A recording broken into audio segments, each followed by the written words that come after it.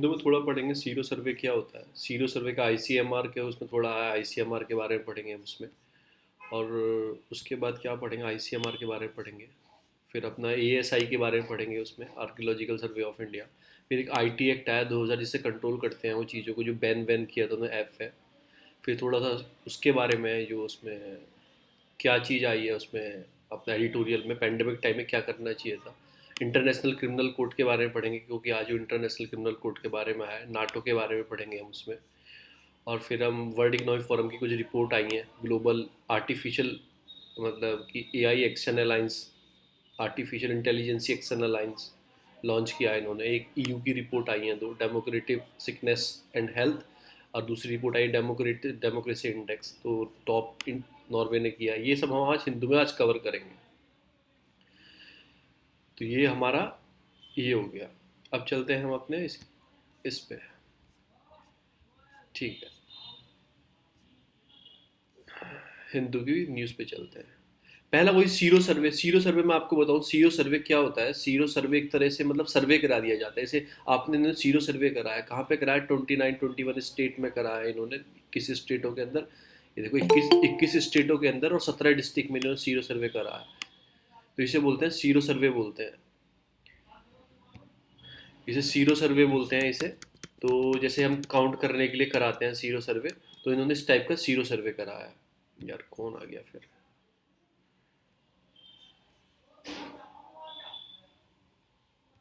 तो इसे sero survey बोलते हैं। तो इसमें करा, इसमें क्या पाया गया है कि मतलब इसमें क्या पाया गया, नियरली वन, जैसे 1/5 इंडियन ना, मतलब 1/5 इंडियन, 5 इंडियन में से एक आदमी कोरोना वायरस का पीड़ित पाया गया है इंडिया में दिसंबर 21 तक। यानी कि इंडिया की पॉपुलेशन जैसे 130 करोड़ के आसपास है, उसको अगर आप 5 से डिवाइड कर दोगे तो नियर अबाउट कितना आ जाएगा, दो, इधर दो आ जाएगा, फिर तीन बचा छः, छः बार मतलब 26 करोड़ लोग ऑलरेडी उसमें वो हो चुके हैं। 26 करोड़ लोग ऑलरेडी उसमें पीड़ित होके, मतलब उन्हें कोरोना होके निकल चुका है। और अभी कितना शो कर रहा है टोटल इन्फेक्शन, वो 1-1.5 करोड़ के आसपास शो कर रहा है हमारे इंडिया में, टोटल जो पीड़ित हुए हैं। तो सीरो सर्वे में ये पाया गया अब तक नियर अबाउट 30 करोड़, 26 करोड़ के आसपास लोग होके निकल चुके हैं, जिन्हें होके निकल चुका है, 26-27 करोड़ लोग होके निकल चुके हैं।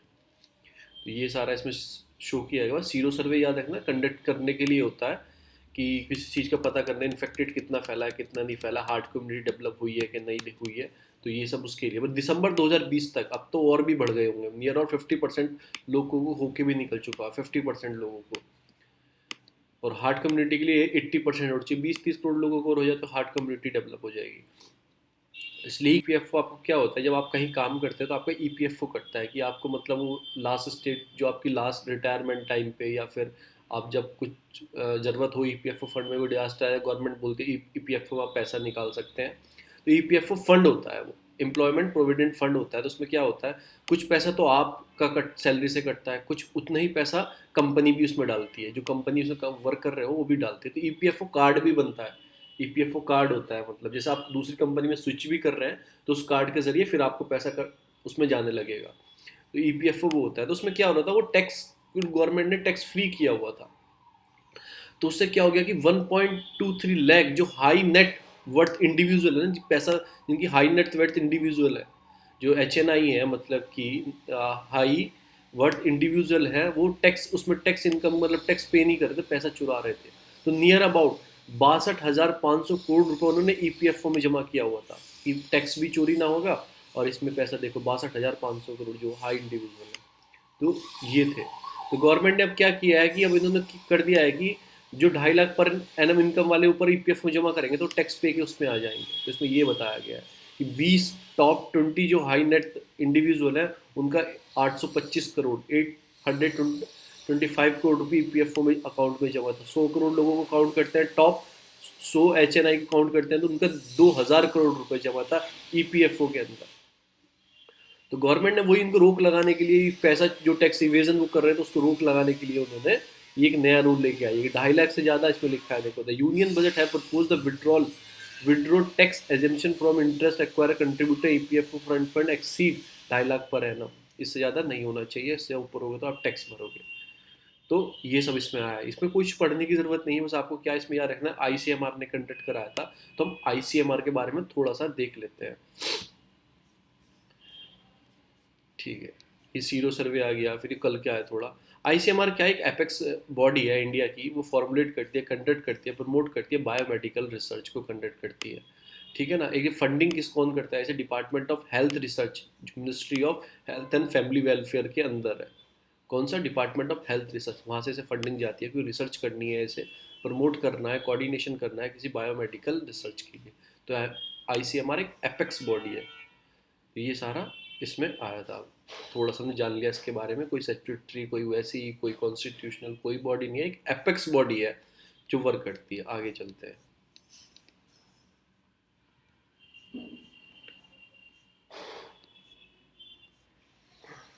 आगे चलते हैं। फिर अभी क्या किया है, सेंट्रल एक बिल लेके आने वाली है, सेंट्रल गवर्नमेंट एक बिल लेके आनी है जिसमें डिफाइन करेगी कि लेफ्टिनेंट गवर्नर की पावर क्या है और आपकी सीएम की पावर कहाँ है, जहाँ पर टसल होती है ना। जैसे अभी आपकी पुडुचेरी में वो किरण बेदी और वहाँ के सीएम के बीच में टसल चल रही है। अब जैसे हमने जम्मू कश्मीर को भी लेजिस्लेटिव असेंबली दे दी है, वहाँ भी शायद टसल हो सकती है। और फिर आपका दिल्ली में तो चलती रहती है। तो एक बिल लेके आने वाली है मिनिस्ट्री ऑफ होम अफेयर, जिसमें आपको डिफाइन होगा पावर के किस कोर्ट जजमेंट, जो सुप्रीम कोर्ट का जजमेंट आया था ना फरवरी 2021 में, तो उसके ऊपर उसके बेस पे बिल लाने वाली है। आपका जो बिल आ जाएगा तो देख लेंगे क्या उस बिल के अंदर है। बस याद रखना दिल्ली की फॉर्मेशन कैसे हुई थी, 69 कॉन्स्टिट्यूशन अमेंडमेंट एक्ट, 69 फिगर से याद रखते हैं, 69 फिगर। तो 69 कॉन्स्टिट्यूशनल अमेंडमेंट एक्ट से दिल्ली यूनियन टेरिटरीज को मिली थी, बस इतना याद रखो। बिल आ जाएगा, उसके बारे में बाद में पढ़ लेंगे। फिर एक ई हेल्थ कार्ड प्रोजेक्ट आया, दिल्ली सीएम ने लॉन्च किया है। कभी आप बड़े बड़े उसमें क्या हॉस्पिटल में जाते हो ना, तो वहाँ पे क्या होता है, आपको एक इलेक्ट्रॉनिक कार्ड मिलता है। आप उस पर क्या करते हो, आज आपको प्रिस्क्रिप्शन दिया गया है तो उस कार्ड के अंदर वो रजिस्टर्ड हो जाता है ऑटोमेटिक। फिर क्या होता है कि फ्यूचर आप उस हॉस्पिटल में आए तो उसका पता कर लिया जाता है पहले आपको कौन सी मेडी प्रिस्क्राइब की गई है, आपका सारा रिकॉर्ड, कौन सी आपको बीमारी है, कोई आपका ब्लड टेस्ट हुआ हो तो कौन कौन सा ब्लड टेस्ट हुआ है। अगर अपोलो में जाओगे, मेदांता में जाओगे, वहाँ पे वो कार्ड मिलता है। ठीक है ना। और भी जगह जगह मिलता था मतलब कार्ड वो। तो उस टाइप का एक कार्ड प्रपोज किया है कि ऐसे एक प्रोजेक्ट लाएंगे, इसमें हेल्थ इंफॉर्मेशन मैनेजमेंट सिस्टम एक प्रोजेक्ट बनाएंगे, मतलब उसमें सारी उसकी बीमारी, उसमें क्या प्रॉब्लम है, कोई उसकी रिपोर्ट हुई है, पहले कौन सी मेडिसिन चल रही थी उसकी, तो सारा वो एक उस कार्ड के अंदर सेव कर दिया जाएगा, डाटा सहित पूरा वो। तो उसमें यही सिस्टम है कि ई कार्ड हेल्थ हेल्थ ये हेल्थ हेल्पलाइन प्रोजेक्ट को वेल करने के लिए है। और इसमें वेरियस मतलब कि वेब पोर्टल भी होगा, various feature such as a web portal, mobile app भी होगा, जो इन्फॉर्मेशन सिस्टम है अपना, उसी के अंदर हेल्थ इन्फॉर्मेशन सिस्टम, उसी के अंदर ई कार्ड भी है, ई हेल्थ कार्ड भी है उसके अंदर। ई हेल्थ कार्ड में क्या हो सकता है आपका, ये सारा कुछ इन्फॉर्मेशन हो सकती है, डाटा मतलब जो आपको cloud and design well enable the citizen to generate information one platform. तो सारी इन्फॉर्मेशन हो सकती है। जो आपका हेल्थ इन्फॉर्मेशन सेंटर है, ये तो बड़ा हो गया हेल्थ इन्फॉर्मेशन सेंटर। इन्फॉर्मेशन, आपको कोई इन्फॉर्मेशन चाहिए, डॉक्टर से मिलना है, किसी से मिलना है, वो तो इन्फॉर्मेशन सेंटर है पूरा। उसी के अंदर ई हेल्थ कार्ड है, जिसमें आपका क्लाउड पूरा डाटा होगा रिलेटेड टू, पूरा डाटा होगा, आपको कार्ड मिलेगा। तो दिल्ली गवर्नमेंट एक ऐसी सुविधा चलाने जा रही है। अगर ऐसा फॉर्मुलेट हुआ तो दिल्ली पहली स्टेट होगी, मतलब पूरी यूनियन टेरिटरी होगी पूरे इंडिया में जो ऐसा काम करेगी। तो ये वाला काम है। फिर दिल्ली ने एक स्कीम चलाई है, सोच दिल्ली कैंप, लीजिए मेंस के लिए पर्टिकुलर, तो आप पूछ सकता है ये हेल्थ कार्ड पहले ऐसे बोल देगा ऑप्शन में, Delhi is the second state in India to मतलब thinking about e health card, who propose e health card, first state is Andhra Pradesh. तो ऐसी कोई स्टेट नहीं है, दिल्ली पहली है, ऐसे पूछ सकता है। फिर ये मेंस के लिए भी इसमें आप मेंशन कर सकते हो, ऐसे ही स्कीम चलानी चाहिए आपको, हेल्थ इंफॉर्मेशन मैनेजमेंट सेंटर चलाने चाहिए, ये सब। फिर एक स्कीम दिल्ली गवर्नमेंट लॉन्च की है, स्वच्छ दिल्ली कैंपेन। इसमें क्या हुआ है ना, जो लोगों की अवेयरनेस है वो इलेक्ट्रॉनिक व्हीकल्स को लेकर वो बढ़ानी है, लोगों को मतलब एजुकेट करना है, फ़ायदे बताना है इलेक्ट्रॉनिक व्हीकल से, और उनका माइंड सेट करना है कि वो स्विच कर जाए इलेक्ट्रॉनिक व्हीकल पे। किस पे से, पेट्रोल डीजल को छोड़ के इलेक्ट्रॉनिक पे स्विच कर जाए। Educate the people about the benefit of electric vehicle and use them to make a switch, switch कर जाए। तो ये वाली क्या, turn electric adoption in the mass movement, एक तरह से चलाइए। तो आप लिख सकते हैं इन्वायरमेंट से रिलेटेड कोई आपका आए, किसी चीज़ में आए, आपको कैंपेज ये लिख सकते हैं। तो ऐसी कैंपेज दिल्ली गवर्नमेंट को नहीं, पूरे इंडिया में ऐसी लॉन्च होनी चाहिए कि लोगों का माइंडसेट जो है मतलब इलेक्ट्रिक व्हीकल को लेकर चेंज होना चाहिए। अभी क्या सोचते हैं, अभी स्कूटी आप देखते हो, इलेक्ट्रिकल स्कूटी मार्केट में देखते हो, क्या स्कूटी लेके आया, बकवास लग रही है। तो ऐसे ही उनका माइंडसेट अभी भी डेवलप है कि गाड़ी आएंगी वो भी ऐसी आएंगी। पर आप गाड़ी देखो, टेक्सला की जो आ रही हैं, फिर आपकी वो नेक्सॉन गाड़ी है टाटा की, बहुत अच्छी गाड़ी है वो, मतलब कि एक तरीके से इलेक्ट्रिकल व्हीकल है। जो मैंने देखी है वो बता रहा हूँ, मैंने नेक्सॉन देखी है, टाटा की, इलेक्ट्रिकल है, बड़ी खतरनाक गाड़ी भी है, फ्यूचर भी अच्छे हैं उसके अंदर, और पिकअप पिकअप उसकी, टॉर्क वर्क सब अच्छा है। तो आगे चलते हैं, तो वो फिर ये एएसआई, वो मैंने आपको बताया था, वो कल मैंने आपको पढ़ा था, लिंगा राजा टेम्पल घर में एक्सपीडिशन करने, मतलब हाँ कोई स्टोन निकला है, फिर उसका मैंने एक काम छत्र मैंने करके आपको बताया था, उसमें प्रोजेक्ट चल रहा है, रिनोवेट किया जा रहा है उड़ीसा में। और मैंने आपको साइड में यूनेस्को की साइट है, दूसरी मैंने कोनार्क बताए थे आपको, दूसरी यूनेस्को की साइट है। तो एएसआई के बारे में थोड़ा सा पढ़ लेते हैं। एक तो मिनिस्ट्री ऑफ अंडर कल्चर के अंडर में आता है, मिनिस्ट्री ऑफ कल्चर के अंडर में आ जाता है। ये ऑर्गेनाइजेशन है, आर्कियोलॉजिकल रिसर्च और प्रोटेक्शन करता है, और क्या करता है, एक्सप्लोरेशन करता है, एक्सक्रीवेशन करता है, कंजर्वेशन करता है, मेंटेनेंस करता है, जो पुरानी आपकी धरोहर है उनका। उसके बाद फाउंड कब हुआ था, फाउंडेड 1861 में हुआ था, 1861। एलेक्जेंडर आपका कनिंगडम नाम था उनका, उन्होंने बनाया था, वो फर्स्ट डायरेक्टर जनरल थे एसआई को, फादर ऑफ इंडियन आर्कियोलॉजिकल भी नहीं बोला जाता है एलेक्जेंडर कनिंगम को। तो ये आप थोड़ा याद रखना, लास्ट वाली इन्फॉर्मेशन जो है ये बहुत इंपॉर्टेंट है, ये वाली बहुत इंपॉर्टेंट थी, जो लास्ट वाली इन्फॉर्मेशन है। उसके बाद ये ऐसे ए एस आई काम करता है, वो है मिनिस्ट्री ऑफ कल्चर में आता है। अब चलते हैं हम न्यूज़ में अपनी। तो ये एस आई के बारे में हमने पढ़ लिया, ये है यहाँ पे क्या है, खाली क्यों है, यहाँ पे क्या हुआ है, एडवर्टाइजमेंट आया हो, कुछ होगा, कुछ इशू उन्होंने शो नहीं किए। फिर आते हैं वो सेंक्शन वाली न्यूज़ जो आई, मैंने आपको कल बताया था ना कि मतलब कि जो अपने हैशटैग चल रहा था, genocide of farmer, genocide India, hashtag this, hashtag this. तो ये एक मिशन चला हुआ था कि हैशटैग वाला, उसी के ऊपर न्यूज़ आई है सारी, ये वाली।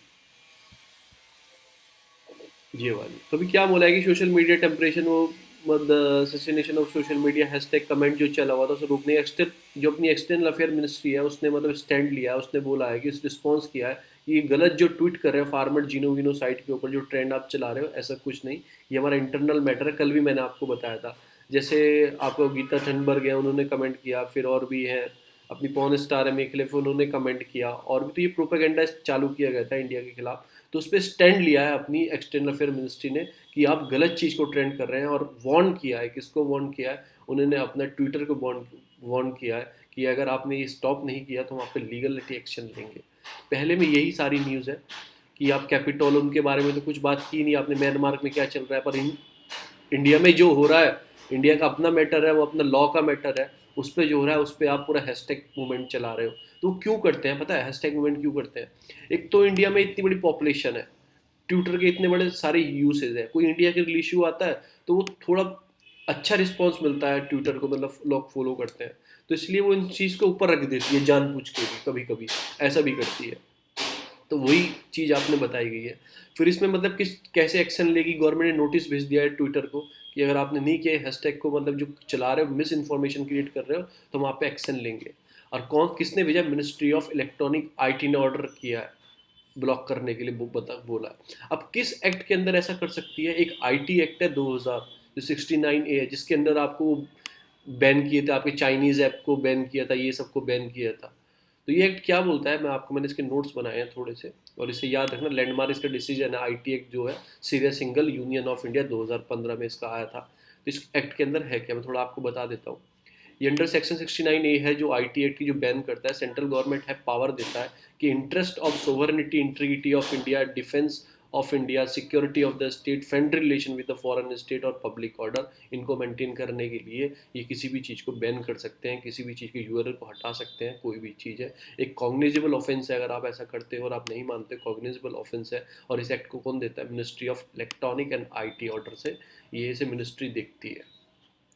तो यही सारा इसके अंदर दिया गया है। पहले में उन्होंने वार्न किया गया है कि उसने बताया कि जो आपकी गीता थनबर्ग है, स्वीडिश क्लाइमेट एक्टिविस्ट है, वो ऐसे कमेंट कर रही हैं उन्हें, और वर्ल्ड में ह्यूमन राइट्स का वायलेशन। फिर ये रियाना सिंगर है, फिर ये है इसमें, फिर वो अपनी मियाँ खलीफ पहुंचा, उन्होंने भी, वो भी कमेंट कर रही हैं।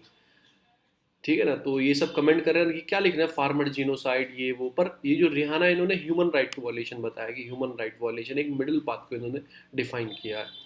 पर ऐसा नहीं होना चाहिए कि हमारा वो इंटरनल मैटर है, एक लॉ का मैटर है, जो फाइट है वो लॉ के मैटर से है। जो भी गवर्नमेंट बोल रही है कि पब्लिक सब उसे, किसान समझ नहीं पा रहे हैं, वही मैं आपको इस वाले आर्टिकल में बताऊंगा, गांधीयन वाले में, जो बोल रहे हैं कि अच्छा है उनके लिए, वो गुड है। तो एक ये साइलेंटली चल रहा है, ना ही किसी को हार्म हो रहा है। कुछ है जो मतलब जो उसमें तथ्य हैं, मतलब कि जो एग्रेसिव वाले लोग हैं, वो कुछ लोग हैं, उनको काउंटर करके गवर्नमेंट बाहर कर देगी। पर जो वर्ल्ड में प्रोपेगेंडा चल रहा है, म्यांमार में चल रहा है, फिर आपका कैपिटोल में, आपके ही कंट्री कैपिटोल में चढ़ गए थे लोग, वो आपको दिखता नहीं है, पर आपको इंडिया का दिखता है। यही सब इसमें बोला गया है। और फिर उन्होंने जो कंट्रोल किया है, कौन से एक्ट से किया है, वो इम्पोर्टेंट है प्री के लिए, और कोई इम्पोर्टेंट नहीं है।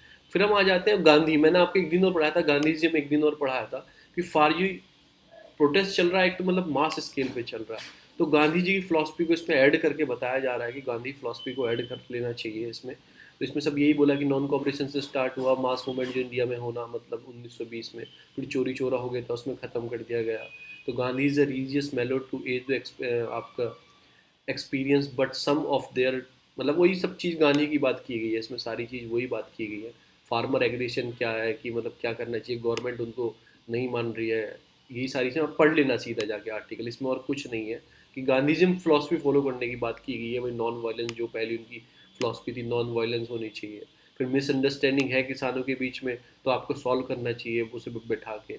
सॉल्व करने के लिए आपको क्या होना चाहिए, सबसे बड़ी चीज़ क्या आ रही है, परसुएशन और आपका इनइक्वालिटी। अब क्या हो रहा है, गवर्नमेंट टॉक्स के लिए बुला रही है, ठीक है, और बोल देती है ये करेंगे, हम ये करेंगे, एक तरह से उनको थोप रही है, कोई मिडिल पाथ नहीं निकाल रही, परसुएशन कर रही है उनको बार बार बुला बुला के, ठीक है ना, तो उन पर बता रही है आप ये करो, तो ये समझ रही है कि किसान ये अनपढ़ हैं, ये पढ़े लिखे नहीं हैं, ये हम इनसे ऊपर हैं, ये समझ नहीं रहे हैं, इनके लिए अच्छी चीज़ है। तो ऐसा ये बोलने की बात कर रहे हैं। आप बात कब कर सकते हो, जब आपको इनइक्वालिटी आपको ना हो, मतलब कि आपको भेदभाव ना करो, किसानों को भी इक्वल स्टेज में, इक्वल कंडीशन में, आपको both side have the pursuit the ones, जब बोथ साइड इक्वली होंगे, आप उन्हें इक्वल समझोगे, तभी आप बैठ के उनसे बात कर सकते हो, तभी वो आपकी बात सुन सकते हैं। Equality between farmer and the state है डीप हिस्ट्रिकल रूट। क्यों समझते हैं कि पढ़ा लिखा किसान को नहीं समझते हैं, पर अब वो किसान नहीं रहा है जो पढ़ा लिखा नहीं है, आपको उन्हें इक्वल बैठाना चाहिए, बात करनी चाहिए। तो यही सब इस आर्टिकल में दिया गया है। फिलोसफिकल है ये सब चीज़ें हैं। वही एजुकेशन की बात की गई है, एजुकेशन की जो डाउट, वो डाउट हम ही नहीं, वो एक पूरी इंडिया समझती है किसान ही अनपढ़ है, जो उन्हें बताया जा रहा है ये सब, किसान ही अनपढ़, पर किसान अपनी चीज़ों के लिए बहुत अवेयर हो चुका है अब। ऐसी ही बात भी नहीं है, उसकी यूथ जनरेशन उससे आगे पढ़ रही है, और अच्छी अच्छी जॉब में भी है, बहुत अच्छी अच्छी जगह भी है। तो यही सारी बात इसमें बताई गई है कि अब ऐसा नहीं रहा है कि जो डाउट रहता है ना इसके बीच में, और फिर, तो यही सब बात इस आर्टिकल में पढ़ेंगे, आप डायरेक्टली पढ़ लेना। गांधीज़म फिलॉसफी को कनेक्ट किया गया है इस वाली फिलॉसफी के साथ। फिर इसमें ये पेंडेमिक में जो रिस्पॉन्स था, हमने एकदम से ब्लॉक कर दिया, मतलब कि ये लॉन्च कर दिया, फिर एकदम से हमने पेंडेमिक हटा दिया। तो यही सब, ये कुछ स्टेप गवर्नमेंट ने गलत लिए, एकदम से उन्होंने मतलब कि पूरे इंडिया में वो कर दिया, फिर उसके बाद हटा दिया। फिर इंडिया में केसेस कितने आए क्यों टिल द डेट, आज तक इतने केसेस आ चुके हैं। पहला केस वो केरला में आया था, स्टूडेंट जो वुहान से पढ़ के आया था। पहला case 30 January 2021 mark one of the 1 year. तो डिटेक्टेड फर्स्ट केस इन दो कोविड-19 का पहली बार मिला था 2020 में, जो पहला केस केरला का था। उसके बाद अब तक ये 1 करोड़ 7 लाख 1 करोड़ 69 हज़ार केस हो चुके हैं, 79,000 केस हो चुके हैं, इतनी डेथ हो चुकी है।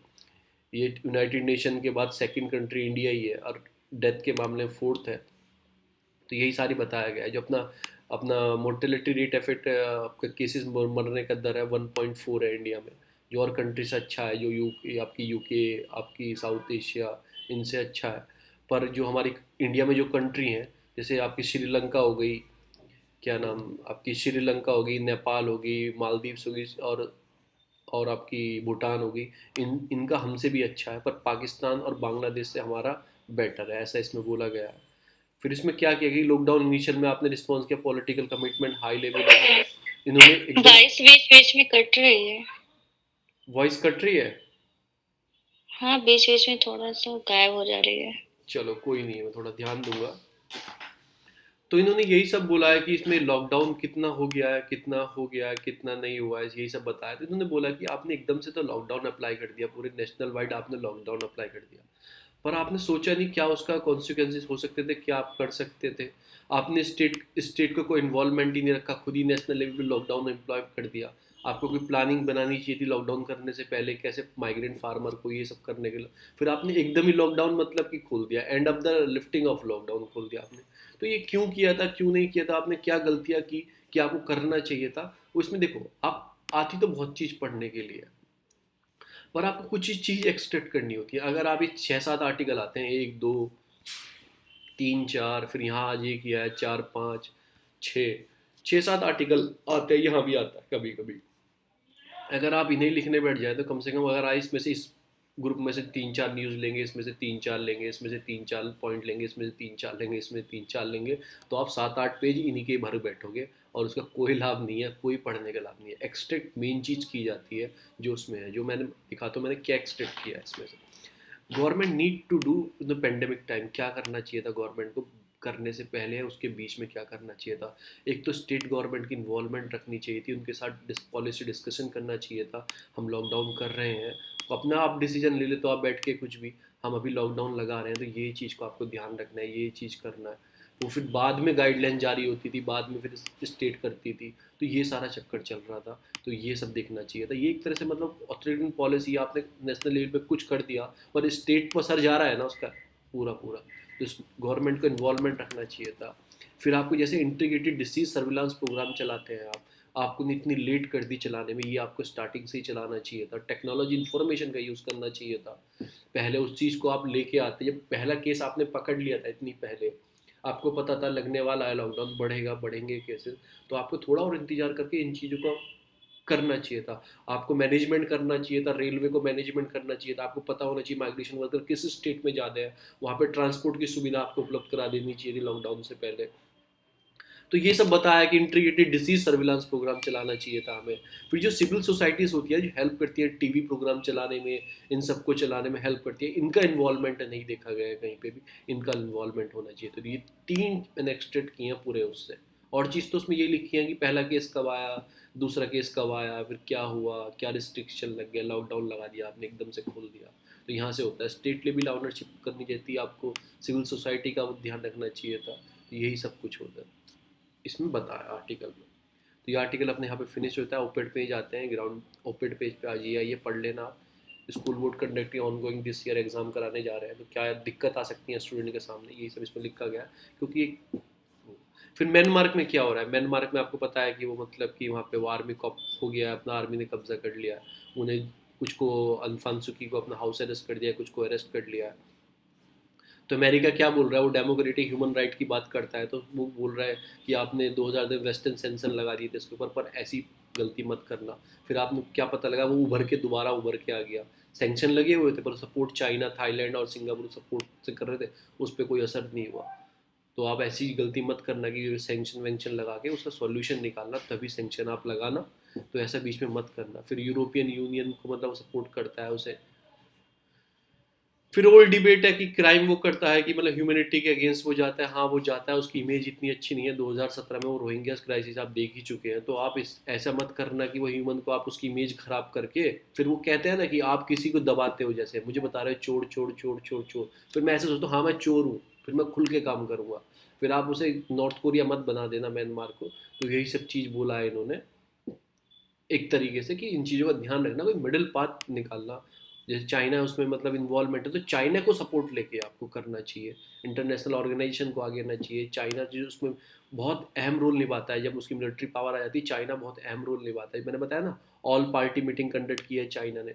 तो ऐसे चाइना को सपोर्ट में लेके कोई मिडिल पाथ निकालना कि वो सॉल्यूशन वहाँ पे निकल जाए। और आप जैसी अपनी ऑथोरिटेरियन पॉलिसी अपनाते हैं, सैंक्शन लगा देंगे, ये कर देंगे, बाइकआउट कर देंगे, तो वो उस दबाव में वो काम करने वाला नहीं है, पहले भी आप देख चुके हैं। फिर चाइना इन्फ्लुएंस बहुत है वहाँ से, वो एक तरह से क्रिटिकल इंटरनेशनल प्लेयर जो इन म्यांमार जो चाइना मतलब, तो आप उसका फ़ायदा ले सकते हैं। तो इस सारे आर्टिकल में यही बताया कि इलेक्शन ये वो सब। फिर इसमें बताया कि मतलब जो आपकी ये है मतलब कि बमार जो है, मतलब बमार एक कम्युनिटी है म्यांमार में, लार्जेस्ट एथनिक ग्रुप है, लार्जेस्ट एथनिक ग्रुप है, who support the national league of democracy. वो सपोर्ट भी करता है, तो आप उसका भी फ़ायदा ले सकते हैं जो डेमोक्रेसी के सपोर्ट करता है, जो बार बमार करके करे। तो याद रखना ये वाला जो बामार ग्रुप है सबसे बड़ा चाइना में है। आगे चलते हैं। फिर ये आ गया Indian Ocean supply weapon system to Indian जो ओशियन नेशन है ना, जैसे आपके इंडियन ओशियन नेशन है, जैसे आपका मॉरिशस हुआ, रीयूनियन हुआ, सेचेल्स हुआ आपका, फिर आपका मालदीव्स हुआ, श्रीलंका हुआ, फिर और भी टच चीज़ें, मेटागास्कर हुआ, और भी जितने नेशन है इंडियन ओशन नेशन में, उन्हें हम सप्लाई करेंगे, वेपन का सप्लाई करेंगे उन्हें हम। जैसे हेलीकॉप्टर हम लाइट एयरक्राफ्ट इनको एलएसी को भेजेंगे, तेजस वेजस को, इन सबको। फिर और भी कॉम्बैक्ट ट्रेनिंग देंगे उन्हें एयरक्राफ्ट की। फिर वेसल्स, एयरक्राफ्ट, वारशिप, ये रडार वडार हम तैयार हैं हम शिपिंग करने के लिए। तो वाइट शिप इंफॉर्मेशन आपको पता ही है, वाइट शिप इंफॉर्मेशन क्या होती है कि मतलब जो अपने कॉमर्शियल शिप होते हैं इधर से उधर जाते हैं तो उनकी हम इन्फॉर्मेशन शेयर करते हैं, उन्हें वाइट शिप इन्फॉर्मेशन बोलते हैं। फिर नेचुरल डिजास्टर आएगा, आपने रिस्पॉन्स दिखाया इंडिया ने पहले भी, तो ये सब चीज़ बोली गई है। तो ऐसा क्यों कर रहे हैं, क्यों कर रहे हैं, ये चाइना के इन्फ्लुएंस आ रहे हैं ना इंडियन ओशन रीजन में, चाइना अपने इन्फ्लुएंस क्रिएट कर रहा है, तो उसको काउंटर करने के लिए, क्योंकि चाइना की एक तो इमेज खराब समझते हैं, क्यों समझते हैं, वो डेप्थ क्राइसिस ला देता है, डेप्थ करेंसी वाला सिस्टम ला देता है, वो डेप्थ में डाल के फिर टेरिटरी लेता है। तो एक उन्हें कोई अलग प्लेयर आएगा, अगर कोई एक नया प्लेयर आएगा इंडियन ओशियन में तो उसको शायद सपोर्ट मिल सकते, तो इंडिया वही फुलफिल करने की काम कर रहा है यहाँ पे, वो सब सप्लाई करेगा सब चीज़ों की, वेपन्स की, इन सब की। तो यही सारा इस आर्टिकल में बताया गया है। आगे आते हैं, आगे आते हैं फिर ये मेटरनल वेलफेयर जो स्कीम थी, इसमें ये देखो बेनिफिशियरी 1.75 करोड़ वुमेन ले चुकी हैं, जो आपकी प्रधानमंत्री मातृ वंदना योजना है इसके अंदर, जो फाइनेंशियल ईयर 2020 की अब तक ले चुकी है, मिनिस्ट्री ऑफ वुमेन और चाइल्ड डेवलपमेंट की स्कीम है। तो ये सब स्मृति ईरानी ने बताया कि कितना बेनिफिट दिया, राज्यसभा में बताया है। तो ये क्या होता है, इसमें अपनी प्रेग्नेंट वुमेन और लैक्टेटिंग मदर होती है, उसे 5,000 रुपये दिए जाते हैं, 5,000 रुपये दिए जाते हैं ऑन द पहले बर्थ पे, चिल्ड्रन के पहले बढ़ते इंस्टॉलमेंट में मिलते हैं, after the fulfilling certain condition. Condition क्या कि वो एक तो मतलब कि वो रजिस्टर्ड कोई सोसाइटी मतलब हॉस्पिटल होना चाहिए, वहाँ पे बर्थ होनी चाहिए, मतलब वो घर में हो जाता है ना बर्थ गाँव में, तो वो रजिस्टर्ड होना चाहिए, आपको बर्थ सर्टिफिकेट उस रजिस्टर्ड करना चाहिए। फिर वो टीकाकरण होना चाहिए उसका, वो जो क्या होते हैं वो टीके लगते हैं, मतलब कि क्या बोलते हैं उसे, वैक्सीनाइजेशन होना चाहिए प्रॉपरली। तो इन सब चीज़ों का ध्यान रखते फिर आपको 5-6 हज़ार रुपये दिए जाएंगे, और वो प्रोसेस भी फ्री है, वो वैक्सीनेशन वाला भी। तो उन मदर को 5,000 रुपये दिए जाएंगे इंस्टॉलमेंट में, जो डीबीटी से मिलेंगे, डायरेक्ट बेनिफिट ट्रांसफर उसके अकाउंट में आ जाएंगे। ये लिखा है डायरेक्ट बेनिफिट कैश ट्रांसफर इन मदर के अकाउंट में आ जाएगा। तो यही बोला है इन्होंने। तो आप लिख सकते हैं कि लैक्टेटिंग मदर को प्रॉपर इंस्टीट्यूट चैनल को, कि हम इससे क्या फ़ायदा मिलेगा, हमें इससे हमें क्या फ़ायदा मिलेगा, एक तो हमें आपको मतलब कि माल न्यूट्रिशन से बता सकते हैं बच्चे को, उसके वैक्सीनेशन हो जाएगा। मदर को डेथ से बता सकते हैं, क्योंकि वो क्या कर रही है, वो एक प्रॉपर इंस्टीट्यूशन में जाके अपना अपना डिलीवरी करा रही है, उससे बचा सकते हैं। जो आपका मैटरनल मोर्टेलिटी रेट है उसमें बता सकते हैं, बच्चे को कोई बीमारी से बचा सकते हैं, क्योंकि वैक्सीनेशन नहीं होता है तो उसमें कोई बचपन में बीमारी आ सकती है, तो उस चीज़ से बचा सकते हैं। फिर हम मदर को गाइड कर सकते हैं, सजेस्ट कर सकते हैं कि आपको बच्चे को खिलाना है, तो माल न्यूट्रिशन से भी बता सकते हैं। जब वो प्रॉपर इंस्टीट्यूट में आएगी तो उसे सब बताया जाएगा ना, कि वो जो भी वहाँ पे नर्स होंगी, डॉक्टर होंगी, प्रॉपर बताएंगे आपको कैसे करना है, कैसे बच्चे की देखभाल करनी है, क्या इसे खिलाना है फर्स्ट स्टेज में, माँ का जो दूध है वो कब तक पिलाना है, तो उन सब चीज़ों को बता सकते हैं। तो इस चीज़ से हम एक तरह से पूरा होलिस्टिक डेवलपमेंट कर सकते हैं एक स्कीम से। तो यही स्कीम के बारे में बताया गया है कि बेनिफिट मिल रहा है। आगे चलते हैं, आगे न्यूज़ है, फिर आगे एक दो न्यूज़ होगी। फिर ये आईसीसी के बारे में आई है, जो अपने कन्विट किया है, युगांडा के एक रिवाइवल कमांडर थे वार क्राइम के लिए। ये क्या करते थे बच्चों के साथ, मतलब उल्टा सीधा हरकत, ये वो करना, मारना, किसी को मार देना, तो एक रूट वो अपनाते थे, डोमिनिक इनका नाम है। तो ये काम करते। तो हमारा इंपॉर्टेंट क्या, आईसीसी के बारे में पढ़ना, आईसीसी के, फिर नाटो के जिक्र है, नाटो के बारे में पढ़ना, और इसमें आगे कोई न्यूज़ नहीं आई है। तो हम अपने नोट्स पे आ जाते हैं, हैंडआउट्स पे आ जाते हैं। उसमें लिखा आईसीसी क्या है, एक इंटरनेशनल क्रिमिनल कोर्ट है, ये अलग है। इंटरनेशनल कोर्ट ऑफ जस्टिस है ना आईसीजे, उससे अलग है, वो यूएन का है, वो यूएन का है। ये किसका है, ये उससे भी अलग है, एक अलग है, ठीक है ना। तो इंटरनेशनल ट्रीटी हुई थी रोमन इंस्टीट्यूट करके, उसके अंदर ये फॉर्म हुई थी, world first permanent international criminal court है, वर्ल्ड की फर्स्ट इंटरनेशनल क्रिमिनल कोर्ट है ये वारंट मतलब किस चीज़ में वारंट, इंडिविजुअल के अगेंस्ट करती है, चाहे जीनोसाइड हो कहीं पे, वार क्राइम हो कहीं पे, और crime against the humanity and criminal aggression हो, तो इनके ऊपर याद रखना, इनके ऊपर ही वारंट अपना जारी करती है, मतलब किसी को सजा दे देती है, ये सब निकालती है। इंडिया इसका मेंबर नहीं है, ना ही चाइना मेंबर है, ना ही यूएस मेंबर है, क्योंकि चाइना यूएस एक बड़ा पार्ट है, मतलब तो इनको याद रखते हैं, इनके मेंबर नहीं है, इंडिया भी इसका मेंबर नहीं है, ठीक है। लास्ट मेंबर से मलेशिया ऐड हुआ है लास्ट मेंबर। और कंपोजिशन क्या था, 18 जज रहते हैं जो इलेक्टेड होते हैं, उन अमंग वही जो इसमें मेंबर्स हैं वो करते हैं।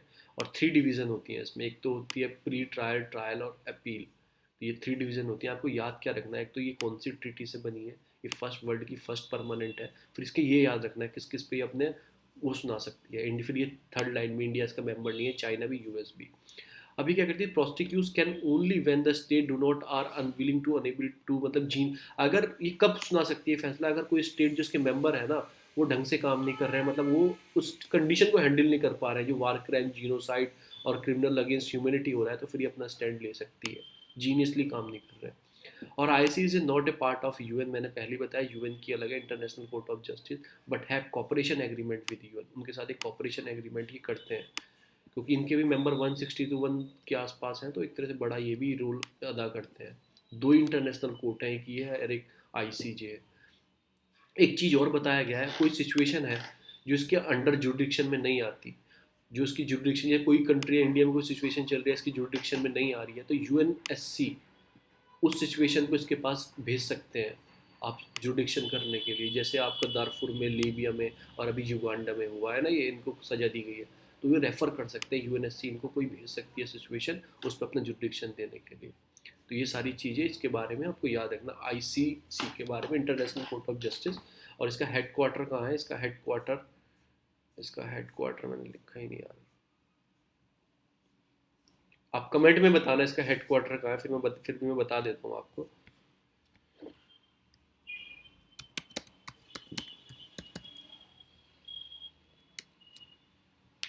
इसका हेड क्वार्टर है आपके दुबई में है, इसका हेड क्वार्टर। इंटरनेट क्रिकेट का होगा यार। हाँ मैं वो तो कह रहा, तो क्रिकेट का होगा, ये दुबई में कहाँ से हो गया।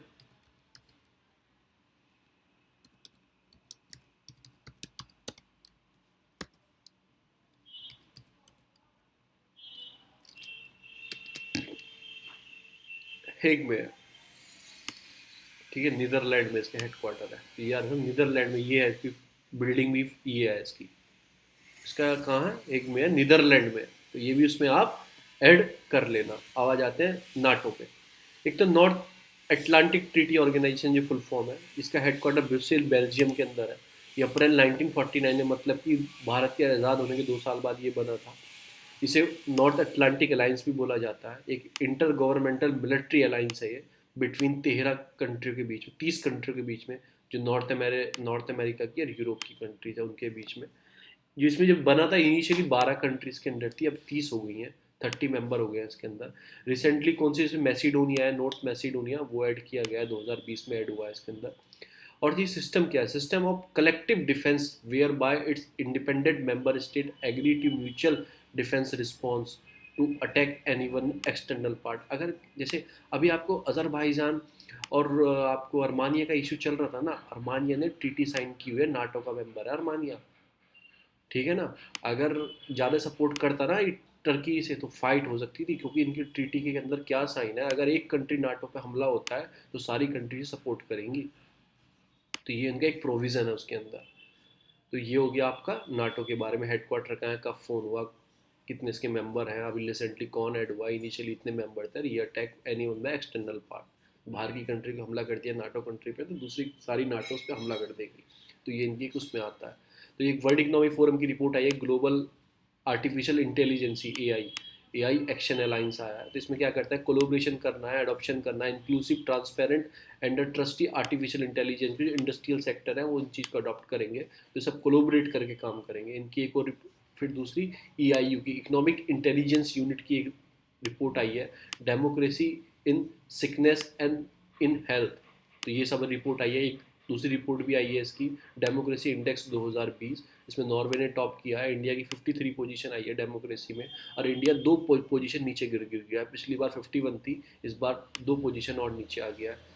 इसमें 4 भाग में डिवाइड किया जाता है डेमोक्रेसी को। एक तो फ्लैट डेमोक्रेसी, इसमें कम, इतनी प्रॉपर फुल डेमोक्रेसी नहीं, उससे थोड़ा कम, उसे बोलते हैं फ्लैट डेमोक्रेसी। एक फुल डेमोक्रेसी, एक हाइब्रिड रीजन, मतलब कि वहाँ कभी भी डेमोक्रेसी आ जाती है, कभी भी मिलिट्री रूल आ जाता है, जस्ट लाइक आपका म्यांमार में हो रहा है, और फिर पाकिस्तान में भी कभी मिलिट्री रूल आ जाता है, जनरल चेंज हो जाते हैं, रूल चेंज हो जाता है। तो ये बात दोनों होती है हाइब्रिड, मतलब चेंज होता रहता है। ऑथोरिटेरियन रीजन तो आपको पता ही है, डेमोक्रेसी कम है कि ऑथोरिटेरियन रूल ज़्यादा है।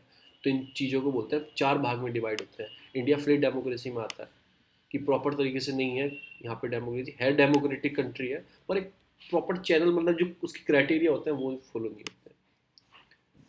अभी भी कहीं ना कहीं दबा दिया जाता है, यूपीएपी में दबा दिया जाएगा, आपके जो फंडामेंटल राइट हैं उनको दबा दिया जाएगा, ये सब चीज़ें। मनदीप पुनिया जो पत्रकार है, तो यही सारा आज का था डिस्कशन, और इसमें कुछ न्यूज़ में कुछ ऐसा कुछ आया ही नहीं है, और हमने पूरा हिंदू कवर कर लिया है।